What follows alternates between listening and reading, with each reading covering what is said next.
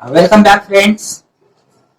Today we are going to make discussions on very interesting, very useful point. The point name is client server concept. Friends, nowadays everywhere we are using the computers as well as the networks, internets.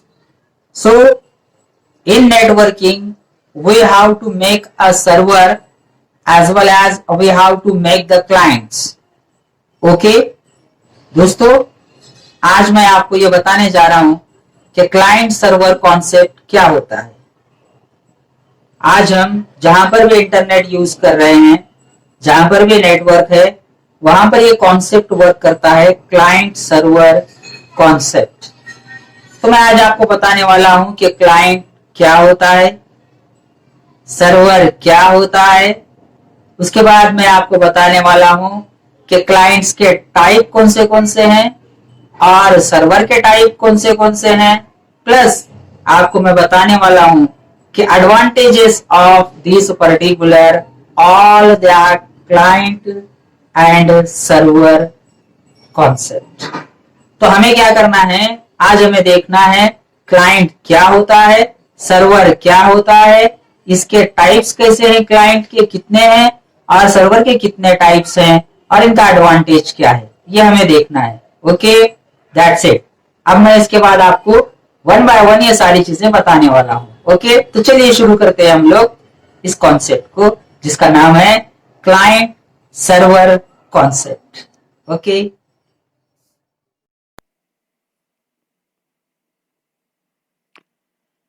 Okay, welcome back, friends.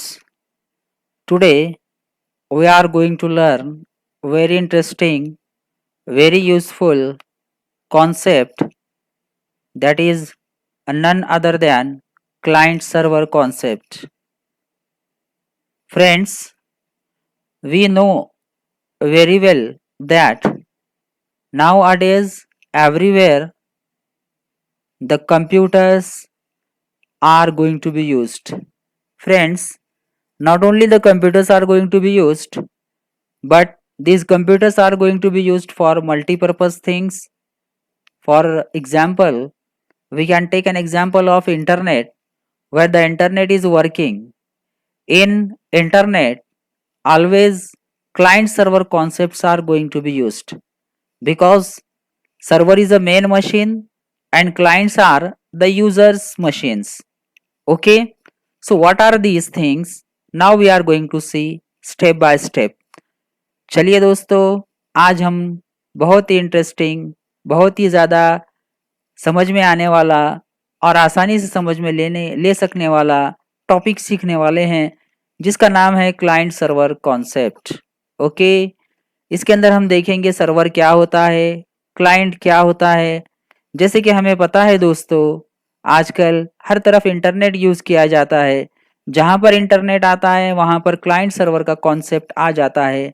Server main machine होती है, client user use करते हैं, users use करते हैं client, और server क्या करता है, सारे क्लाइंट्स को कंट्रोल करता है। ओके, तो ये किस तरह से होता है, ये किस तरह से करना है, ये सारी चीज़ों को हम स्टेप बाय स्टेप देखने वाले हैं। ओके, तो चले बगैर देर किए हुए हम लोग टॉपिक की तरफ चलते हैं। हमारा पहला टॉपिक है क्लाइंट। क्लाइंट किसको कहते हैं, इसकी एक डेफिनेशन हम लोग देख लेते हैं। So what mean by client? A client is a computer used by a user to connect to network and make request to server. For example, web browser is a client software. दोस्तों, यहाँ पर क्या कह रहा है कि client क्या होता है? अ client is a computer.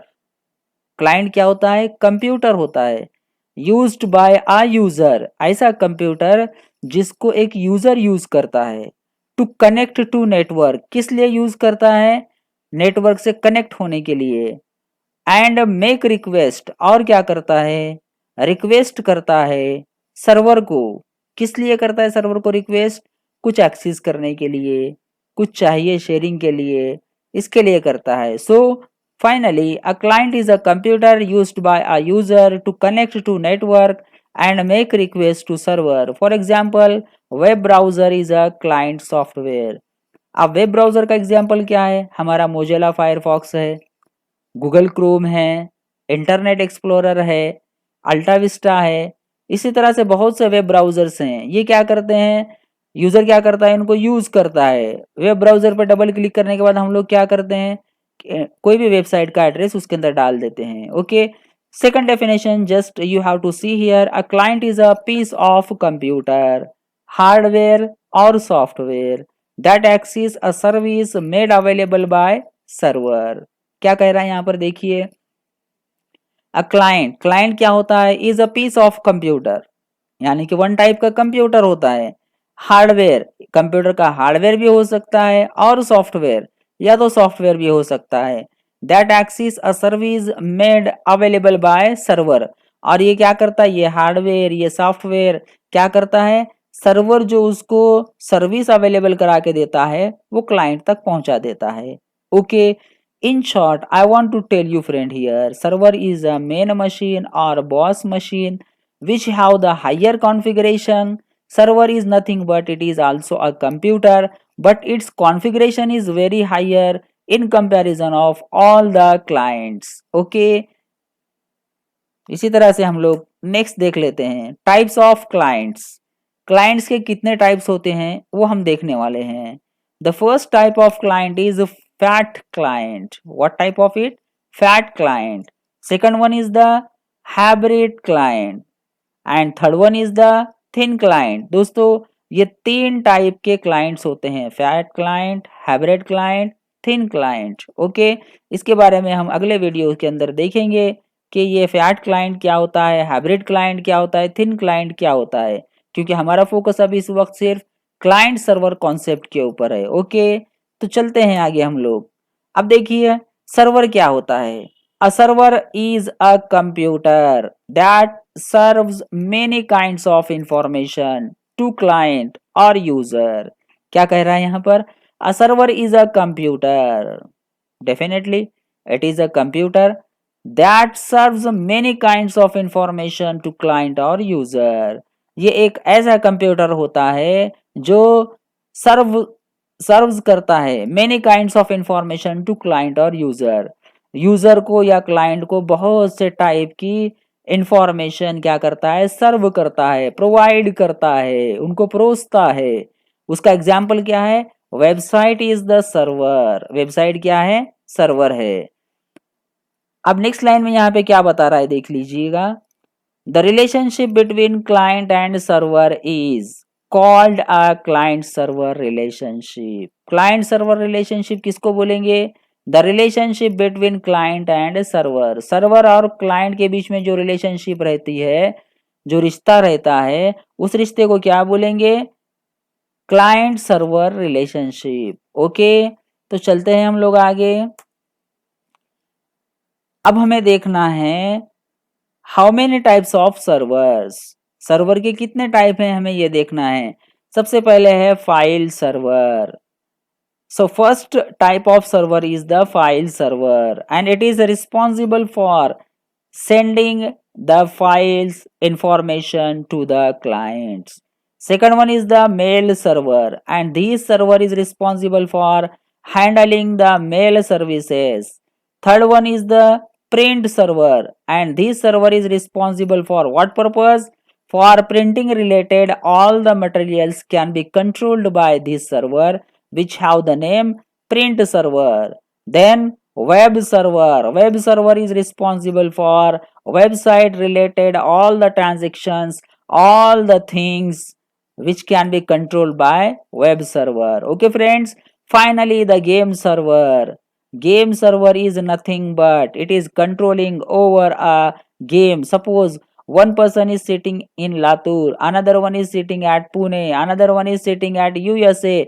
Both are playing game, all of them are playing game with each other. Their destinations are different but they are playing the game. So this game is controlled by game server. तो दोस्तों, यहाँ पर हमने देखा कि कितने types के server होते हैं। एक फाइल सर्वर होता है, फाइल सर्वर किस लिए रिस्पॉन्सिबल है? All the data and information are controlled, send, received by file server. Mail server का काम क्या होता है? मेल से रिलेटेड जितने भी ट्रांजेक्शन्स होंगे, जितने भी एक्टिविटीज होंगे, उस पर कंट्रोल कौन करेगा? मेल सर्वर कंट्रोल करेगा।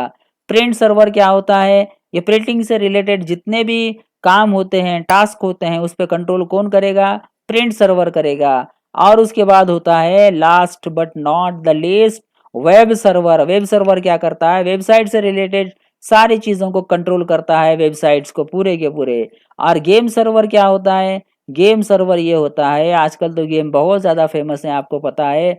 एक बंदा यहाँ पर होता है, एक बंदा दूसरे गांव में होता है, एक बंदा दूसरे कंट्री में होता है, लेकिन ये सब मिलकर गेम खेलते रहते हैं। इसके ऊपर कोई ना कोई तो कंट्रोलिंग चाहिए, और वो कंट्रोल कौन करता है? गेम सर्वर करता है।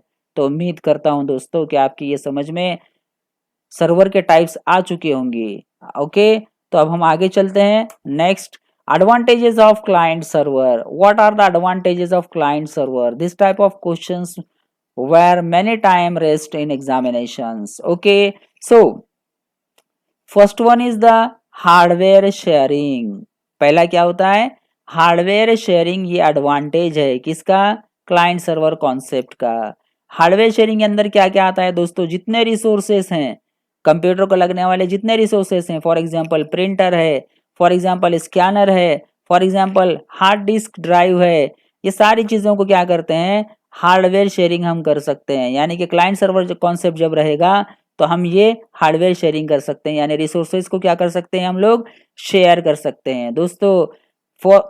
आप समझिए, एक लैब के अंदर अगर 20 कंप्यूटर हैं तो हम वहाँ पे 20 प्रिंटर नहीं लगाएंगे। अगर 20 प्रिंटर लगाएंगे तो वहाँ का कॉस्ट बहुत ज़्यादा बढ़ जाएगा। हम क्या करेंगे? एक ही प्रिंटर लगाएंगे और उस प्रिंटर को क्या करेंगे? हम लोग शेयर करेंगे। इसी को कहते हैं हार्डवेयर शेयरिंग। सिर्फ प्रिंटर शेयर नहीं कर सकते, बल्कि आप स्कैनर भी शेयर कर सकते हो, बल्कि आप हार्ड डिस्क भी शेयर कर सकते हो। So this is the best and the first advantage of using client server. Okay, hardware sharing. Second one is the software sharing. What we can do in this? We can share the software with the help of client server concept. Suppose some softwares are installed at the server, it can be easily accessed by the client. So this is called as the software sharing. This is the second advantage. And third advantage is here, information sharing. Information sharing is nothing but the data, the files, information is available in any type of, either it is in audio, either it is in video, in every format information can be shared. So this is the third and the biggest advantage of client server concept. Second is allow communication. Friends, allow communication. Communication is very important in between the clients and the server, so it can allow the communication. The best example of allow communication is what? Just we have to know, every day we are using what? WhatsApp, Facebook, Twitter, all these are coming under the category of communication. So it is the advantage of client server concept. And the finally, stay connected. With the help of client server, we always connected with each other, because it means what? Clients are connected to the server and servers are connected to the clients. Okay, that's it. So watch it again and again. If you are not getting something, then make comments on the video. I will definitely solve your each and every problem. And friends, don't forget to subscribe my channel. The name of my channel is Advanced Knowledge Station. Okay, that's it. Thank you to all.